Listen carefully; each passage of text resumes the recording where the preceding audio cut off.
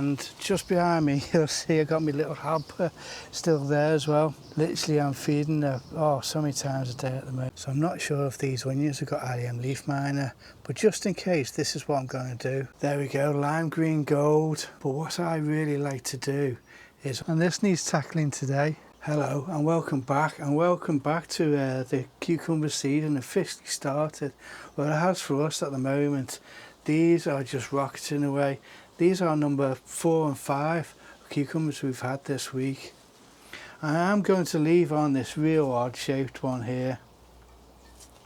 So it's so nice to be picking these cucumbers, and the early ones, they're going to be coming up later on in the video. So what else am I going to be doing? We're going to be tackling the alliums, the onions. They look like they've got Allium Leaf Miner, but I don't know whether they have or not. It could be slugs, it could be Allium Leaf Miner. So I'm not taking any precautions, so I'm going to go to that. But first, I finally got round to clearing the side of the greenhouse, which means I can start looking at putting up the guttering as well. You know, if we've got this hot weather coming up, that's what I really need to do.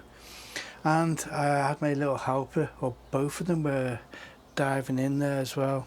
So it was really nice to do that. Right, it's so good to actually be making a start down this end. What I did do while it was raining over the last couple of days, I've been doing it down there.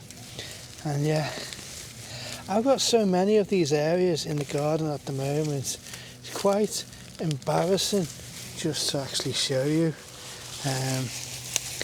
because I used to take pride, I used to feel pride, not take pride, feel pride in being able to show you this on YouTube.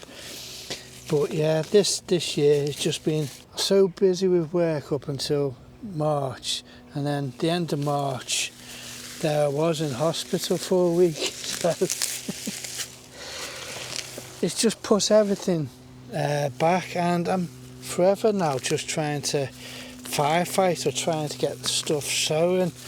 It always seems to be a bit of a catch up, but at the same time I'm trying not to feel the pressure of I must try and get this sown this week, or try and get this cut down or tidied up next week, because if I keep on doing that, all I'm going to do is add stress, and that is something I can't do at the moment. So, but it would be really nice to actually get this all clear, because then next week I can start looking at getting the guttering up on the greenhouse. And for the last, the guttering has been sitting there underneath where you are now for probably about 2 years. It's another job I haven't been able to get done. I've always prioritised something else. And now as we're going back into hopefully some hot weather, then I really need to get this sorted, just so, like I say, I can get down here. Now I do need to also fix some leaks in the greenhouse, but what I'm going to do is get the guttering up first and then try and fix those leaks. It's just a bit of a case of just trying to manage all the different jobs. Now on my health at the moment, I am doing, over 10,000 steps a day. I'm on a 39-day streak. Now hopefully I can get that done again today, so I hit the 40-day streak mark. And that's made quite a big difference on the tablets that I need to take, because obviously my blood pressure is coming down, and in fact it has come right the way down. I think the last reading I had was 119 over 76 and 124 over 75, so they're really good readings. And I have come off quite a few tablets already, so fingers crossed I can just keep the momentum going. And it's the same with this garden. But like I say, I'm not going to put any pressure on myself, because that just adds stress, and where there's stress there just becomes negativity. You know, whatever we get from this garden is going to be a bonus this year, and that's the way I'm just going to look at it. I'm really looking forward to when we start harvesting some of these broad beans. It's only going to be a couple of days. Quite a lot of them have gone over now, so we should hopefully have broad beans on toast which really is one of our favourites to have. So yeah, now this is just, like I say, a bit of a jungle. What I'm going to do with probably these foxgloves is again take it out, but we are using them as a cut flower as well. So yeah, this again is also my own fault for not putting down a membrane underneath it, which is what I should have done in the first place.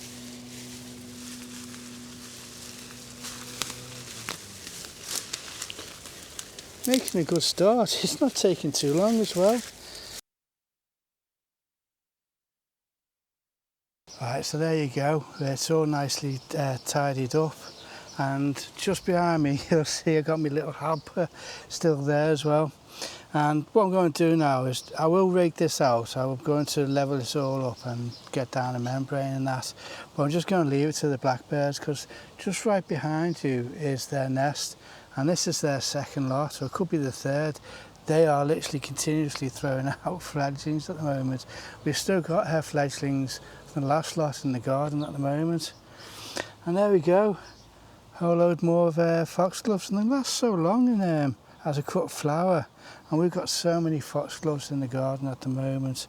So yeah, what are you eyeing up? Hey? Like I say, she really is very timid when it comes to me. And yeah, I'm very demanding as well.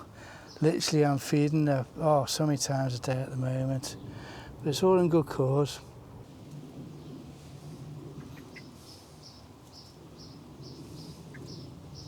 Right, so these onions are in a real sorry state for themselves.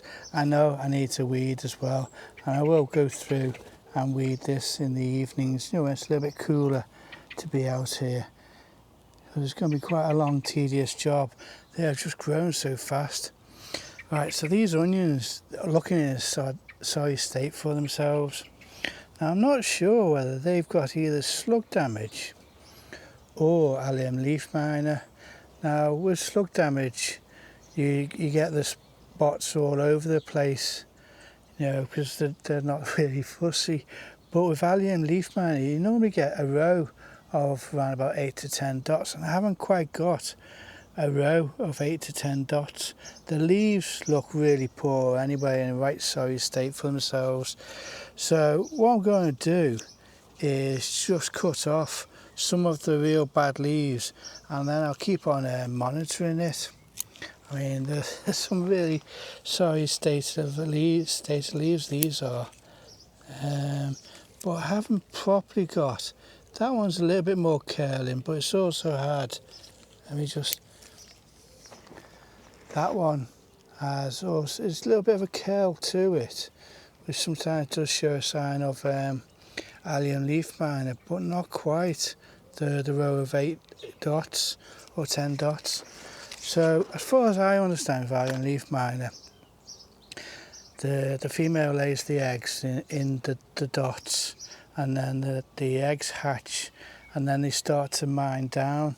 So if you have got Allium Leaf Miner, one of the things you can do is doing what I'm doing now, is cutting off any of the bad leaves, because it's got to still have time to mine down to the actual onion bulb.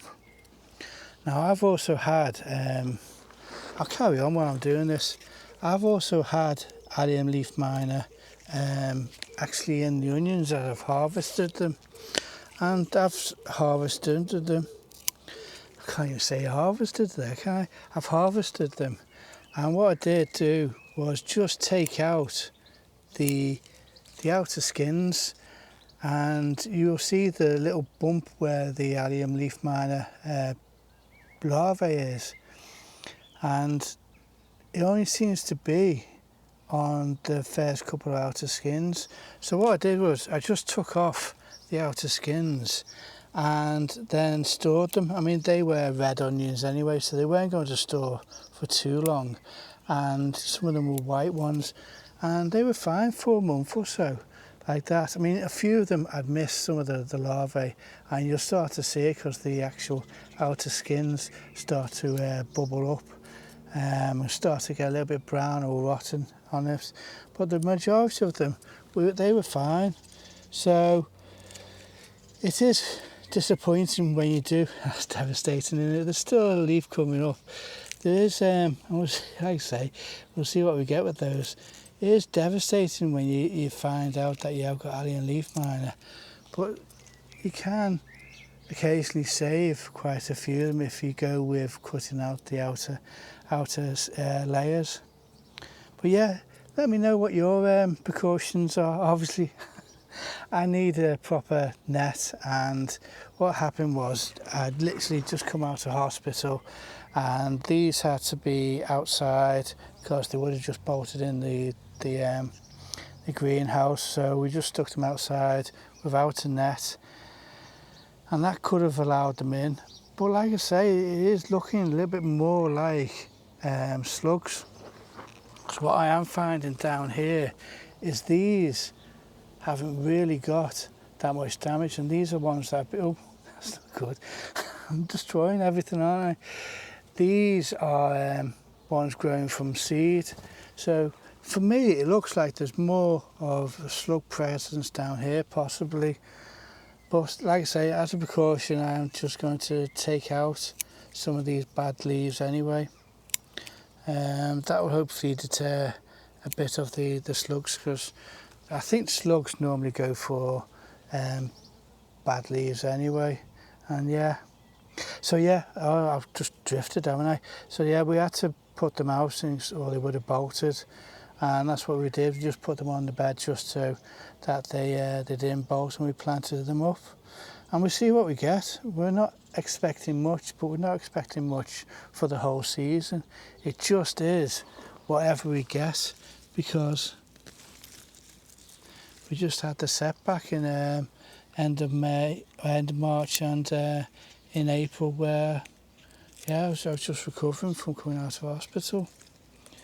But yeah, they are looking pretty well there as the bulbs. They are growing, so I say yeah, fingers crossed.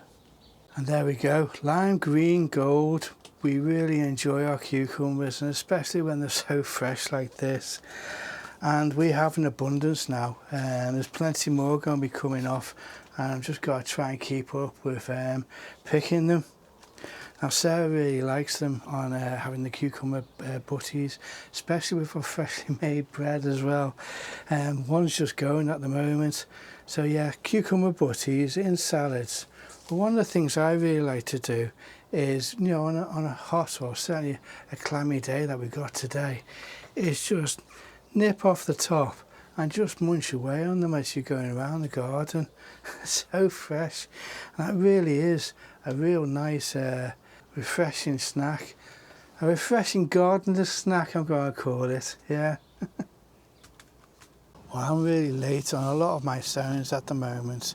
These Morton mixed lettuces have gone really well. We've had a few nibbles, but they've recovered, and what I did was I went out at night and just picked out some of the slugs and just chucked them into that area. I mean, the blackbirds may find them, may not. So I'm going to start directly sowing now a lot of these beds, just to save time, that I don't keep on leaving things in the pots too long. That's one of the things at the moment, is just trying to find time for everything. Now I directly sowed a whole load of dill, and in a couple of weeks that's come up, and that's flying now, that is. Well, I say flying, it's actually there and surviving, there's no slug damage. So what I'm going to do in all of these three is try and sow as much as I can, and we see what we get. So it's all going to be all the different lettuces that I've got. So I've got 5 different lettuces, including the Morton's mix. I'm going to use that because I quite like aesthetically all the different colours. Also, what's going to be all the different flavours. They're all going to be slightly different tart, bitterness, and whatever. And at some point, I mean, at the moment these look pretty wild, but I just keep on, you know, as I harvest, I just harvest right down where I can go. I go right down to the bottom, well, to the first big leaf, cut off the stem and then harvest all the baby leaves off them. So I don't mind them going to flower at the moment, because I literally will be harvesting as I keep on picking off them. And I do really enjoy the flower heads as well. They're really fiery, as they are. So like I say, I am late. I'm going to start using that principle wherever I find a gap now over these next month or so, is putting in whatever I can sow directly, just to try and utilise the beds as much as possible, because we weren't prepared at the start of the season, and I still got to do all the peas, the purple -2, the beige -2, and all the dwarf beans. What I'm going to do there is just use the paper towel method, and hopefully I can start to catch up a little bit on that. And if we have 2 rows of peas and then 2 rows of -2 and 2 rows of sugar snap, and that's the only harvest we get, that's fine. But what I'm going to do in between is try and fill in with more radishes and whatever else I can think of with the seeds that we've got at the moment. Because I do feel there's a lot of gaps at the moment, and there's a lot of spaces I can really utilise just to try and cram things more in. I'm late on the -2s to go in here. Like I say, I'm late on most things, but I've got a purple -2, which is going to be a small one, and then the giant one, which is the beige. So again, I'm just going to use the wet paper towel method, using those. Same with the peas and the various sugar snaps I'm going to be doing up there on that bed. And then down here will be all the beetroots, finishing off this bed, and again trying to see what else I can fit in between. I've got the radishes coming up here. What I'm going to do is a few more rows of those radishes, and I think I may even be able to get them in between these beetroots. We'll just see, because they're quite evenly spaced out. I just want to try and fill in as much as I possibly can. Right, and this is the next job on the list to do, which I'll do obviously off camera. You don't want to see me just digging the big trenches. Well, that's what I'm going to do. Obviously weed it and then do trenches. I'm going to fill those trenches with compost, homemade compost and farmyard manure. Now this really got a huge amount of goodness last year, because we had the sweet corn in. I just want to make sure where the sweet corn is going is they got more nutrients, and not only that, more water retaining nutrients, like the homemade compost and the manure that holds the water better than just this spent compost. And I've obviously got to weed it as I go along, but I'm looking forward to getting the sweet corn in. I'm going to be doing them a little bit narrower. I've done quite a bit of research, so hopefully I can get all I've got about 46, 48. If I go with 48, 4 rows, that's 12 per row.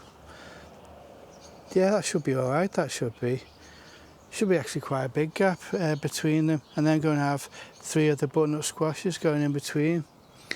While that's going on, also I need to tackle all of this, because I've still got all the dahlias to go in, and this is just another one.